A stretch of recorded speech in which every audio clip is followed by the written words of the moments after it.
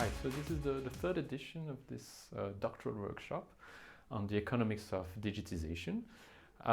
It's co-organized by colleagues from Toulouse, from Telecom Paris-Tech, from HEC Liège, and from CECIFO in Munich.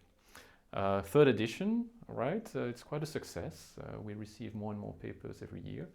And the purpose of the workshop is twofold. First of all, we want to give the possibility to young researchers to present their papers in front of senior people. Every paper is discussed by one of the members of the scientific committee. And the second objective is also to allow these young researchers to form a network that will allow them later on to produce papers with others or to get to know people in the field. So what I love about the idea of this conference are two main things. First of all, it's on the topic of the economics of digitization, which is one of these fields that has just exploded. And I always think relative to other fields in economics has the incredible attraction of having far more questions in it than we have researchers to answer it. So anything which gets this conversation going is wonderful.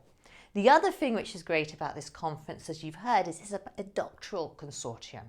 That is, it's focused on ensuring that doctoral students are able to form the collaborations, the network, the support system they need to start their life as researchers. Payment networks. At that time, Jean Tirole had not invented a two-sided platform, so we were calling them payment networks. And my paper was accepted. And at that point, my advisors at Stanford got very worried. And they decided to have a meeting because they were convinced that I, as a PhD student, should not be allowed out to present my work in the wider world in case I embarrassed myself. And so they decided to have a meeting, and their end decision was that it was probably okay if, as long as before I started presenting, I stood up and just apologized for being a PhD student to everyone in the room before going any further. And so that's why I think events like this are just so wonderful, right? And show how the profession has gone on to give a real platform for doctoral students to not just have practice presenting platforms in general, any digital platform, especially ones based in the US, is that questions of hate speech and bullying are just a legal quagmire. And what do I mean by that? Well, on the one hand, you may want to protect your users, of course, but on the other hand, you have the First Amendment out there, and which really restricts what you can actually do. And so as a consequence, in general, if you sort of look at the departments of big tech firms dealing with hate speech and bullying, they tend to be very manual, very non-automated. And, you know, we stepped in, and by this I really mean